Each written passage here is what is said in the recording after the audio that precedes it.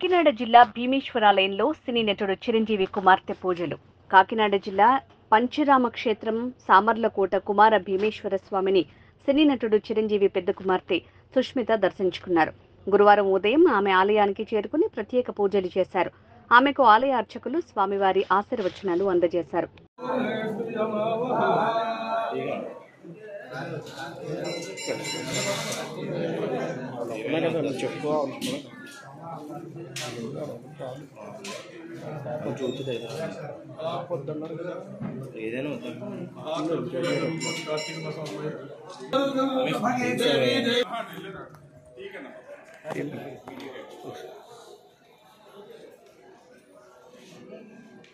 Thank you, madam.